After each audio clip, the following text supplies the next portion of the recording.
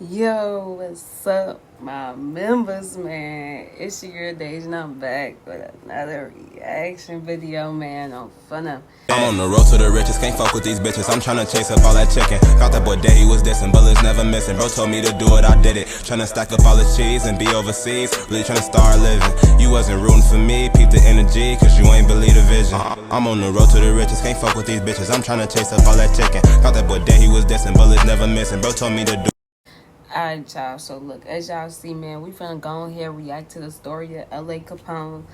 Hey, I ain't gonna cap, I don't know too much about L.A. Capone, for real. I know he was with Dirk and all them, but I don't know, like, too much. So, hey, finna see what they about to say, Alright, before we go ahead and get into this, though, y'all, make sure y'all go ahead and like this video, like, for real, like the video, like, let me put y'all on. It's free to like the video. Y'all click on the video, y'all can like the video, like, it don't hurt. Y'all ain't even gotta watch the full thing or nothing. Y'all can just, like, y'all click on the video, click that like button. As soon as you click on the video, click the like. 0.1 second, like, for real. And then it's free, like, it's no charges, no none of that. You ain't got to put no card number in, no none of that. Nothing. For real. And then go ahead, man, comment with us. Y'all trying to see from me, man. Hey, I'm going to start having to still keep telling y'all, go ahead, comment y'all content as well. I react to it. I don't mind, on Fun. Hey, make sure y'all go ahead and subscribe to me and hit that bell so y'all get notified every time I post. Yeah. And go ahead and fuck with my socials on Fun. And we finna go ahead and get into it, y'all. Hey, make sure y'all grab whatever y'all finna smoke on, drink on, all that. Yeah, go ahead. L.A. Capone was one of Chicago's hottest up-and-coming talents before he was tragically murdered in 2013. Let's get into his come-up and career. L.A. Capone was born and raised in the south side of Chicago. His parents split when he was young, and he mostly lived with his mom and four sisters in Chicago. Even as a kid, his family knew he was going to be special. He had a natural charm and sense of humor that made everyone like him. He lived in Chicago until he was in middle school, and then briefly moved to Atlanta to live with his pops. His mom was worried about the violence in the south side, and they wanted to get LA sucked into the streets. In Atlanta, he went to school and met Lil Yachty. He and Yachty were cool with each other, and Yachty's maintained a relationship with LA's older brother. He was also friends with the former female rap group, OMG Girls, which included Reginae Carter, Lil Wayne's daughter, and Zonique J. Lee Pullins, T.I.'s stepdaughter. So even in his early days, L.A. Capone was cool with future stars. L.A. was an honor student in school and also played on the football team. But after his pops passed away, he moved back to Chicago and started getting into all the things his mom warned him about. That's when he started hanging around other dudes from the neighborhood and became affiliated with the 600. Dang, so he basically was getting away by moving from the rack to ATL. And that's where he met, he was hanging with, future stars and all that. And then, once his pops passed, he had to come back to the rack. Dang. And that's when he got in the streets, man. Set of the Black Disciples. Around this time, he started carrying guns and was getting into fights almost every day. But this was also when he started taking rap seriously. He always had an interest in music and had been freestyling since he was a kid. But being around other dudes in the neighborhood who were rapping, like Lil Durk and Rondo Number 9, he started putting more effort into music. He first appeared in videos of rappers from 600 and eventually began dropping music on his own. He started making music under the name L.A. Capone when he was 14. His rap name was a play on his initials, L.A. for Leonard Anderson, his real name. But Capone was a reference to the famous Chicago gangster, Al Capone. Early on, everyone knew that LA was going to blow up because of how popular and well liked he was in the hood. LA's first song was a feature on the track Grimy with Rondo Number 9 and King Bruce, produced by Lex Luger. Rondo was already building a buzz in the city with his hard flow and reputation in the streets. But as soon as LA hopped on the track with him, it was clear he also had the talent to make it far in the rap game. Together, it seemed like he and Rondo were on track to follow the same footsteps as Chief Keef and Lil Durk, who were quickly becoming the two biggest stars from Chicago. Part of their appeal was that they was living the life they talked about in their music. That lifestyle also came with its consequences, and in September 2012, L.A. Capone got shot for the first time. Fellow rapper Tay 600 was with him when it happened. According to Tay, they was hanging out on the block. Originally, they had guns on them, but it was so hot that day that they decided to leave them behind and walk from 600 to Front Street to link up with some of their homies. As they was... That's where you messed up at, man. Hey, if it's hot, just be smart with the way you move, gang. That's all I can say. You know you can't be walking these streets without your pipe. Like, what Dirk saying song, leave your house. I can't even think of it right now, man. But, man, you can't leave your crib and you walking and shit knowing you got ops without a blick.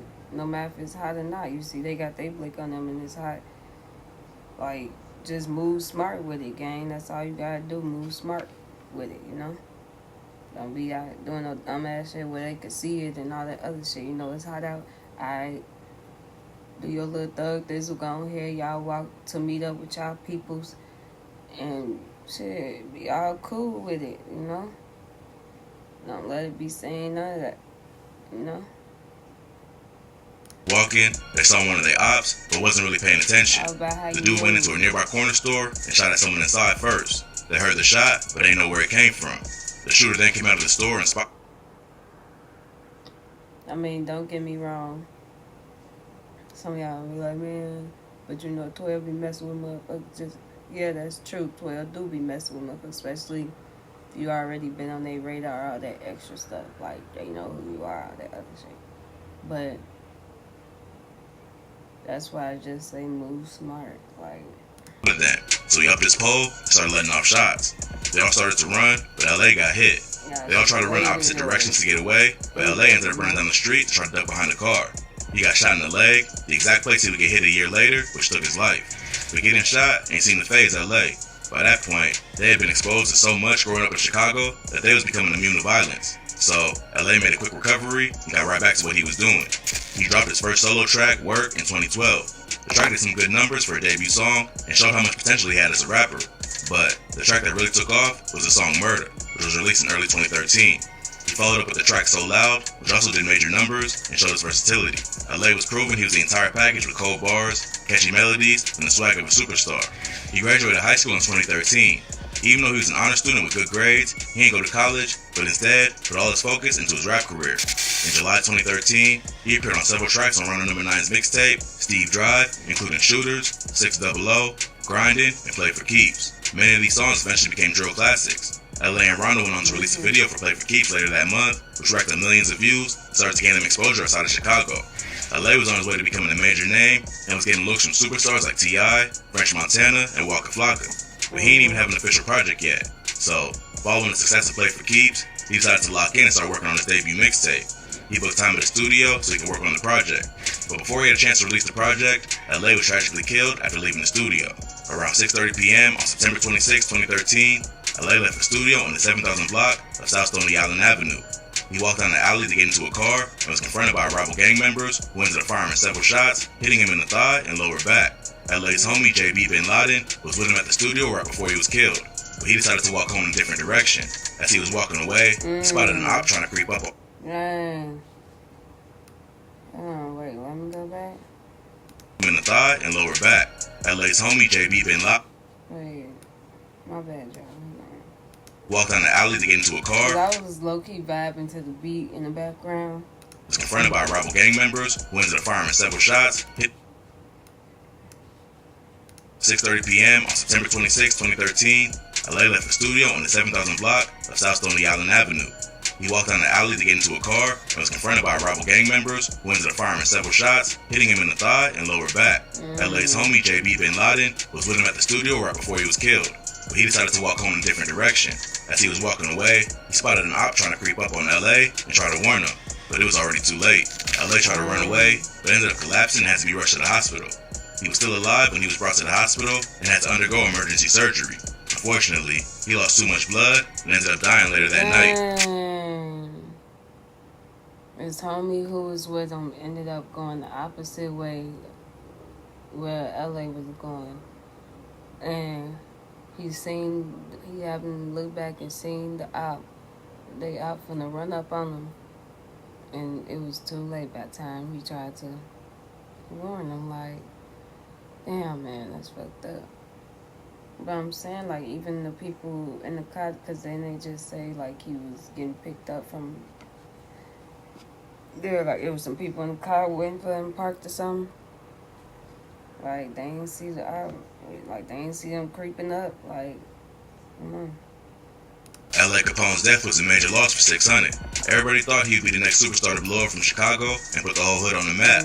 But after he was killed, the whole 600 set started to fall apart. Only a few months after L.A. was killed, Rondo and another member of 600 named C-Day got arrested for the murder of a cab driver named Javon Boyd. They'd eventually be found guilty of that murder and sentenced to 38 and 39 years in prison. During the trial, rumors started going around that Tay 600 snitched because he was with him that night. Years later, official paperwork was released that claimed he never actually cooperated with authorities. But by that point, his reputation was damaged, as well as his relationships with other members of 600. So, LA's death was the beginning of the end for 600. About a year after he was killed. That's the part about it. Like, sometimes it's like a case could go your way for real without you even snitching. And it's like, you ain't even snitching. Your peoples think you snitched because you got out early or whatever the case may be. And it's like, that's the fucked up part about it.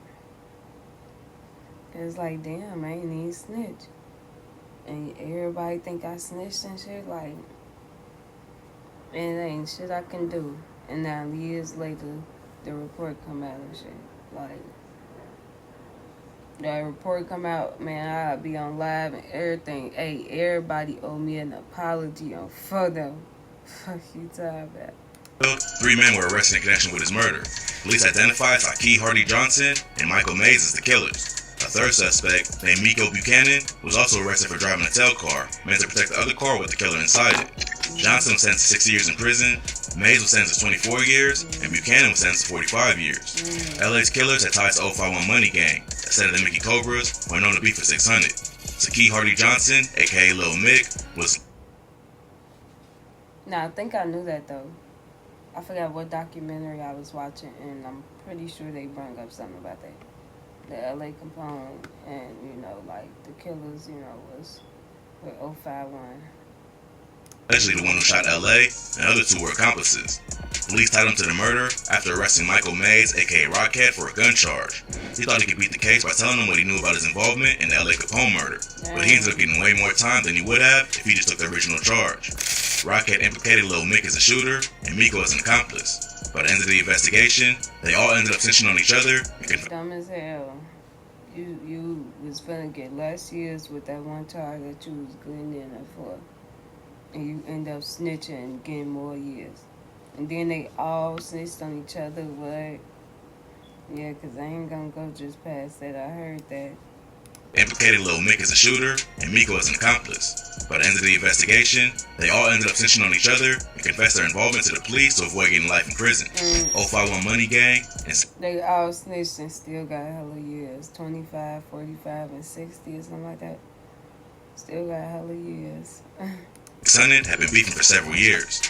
LA's murder was rumored to be retaliation for the murder of a 14-year-old member of 051 Money Gang named Fats or Fathead. Right, Fats was killed on June 22nd. Yeah, I'm pretty sure that's how I heard about it, because they ended up bringing up about Fats and one of them, and then LA. So yeah. 12, while walking with his cousin to a corner store. A van drove past him while they was walking. Then minutes later, a hooded gunman snuck up behind them and killed Fats. It said that 600 was responsible for the death of Fats. It's also been said that LA may have been in the van at the time of the murder. But even if he wasn't involved, LA was a well-known member of 600 and would have been a major target for ops from rival gangs. To separate myself, the mixtape that LA was working on at the time of his death was eventually released in 2014. It was a compilation of old and unreleased tracks and featured appearances from Rondo, S. Dot, Lil Chief Dinero, and Lil Durk. The final track on the album, Brothers, was the last verse he recorded right before he was killed. L.A. Capone's death was not only a major loss to 600, but the entire Chicago drill scene. He had a natural talent and energy that made everybody look. He didn't get in the stew. He wasn't even able to be in the stew for real that much to even get all the songs recorded. Like, he'd probably be a superstar today if he hadn't been killed at such a young age, or at least could have made it out the hood and helped his family. But unfortunately, the gang life caught up to him, and he wasn't able to live up to his full potential. But other members of 600 and OTF have continued to carry on his legacy, and his name will live on through his music and the people he inspired. I'm pretty sure that's it. Yeah, that's the end of it. For now.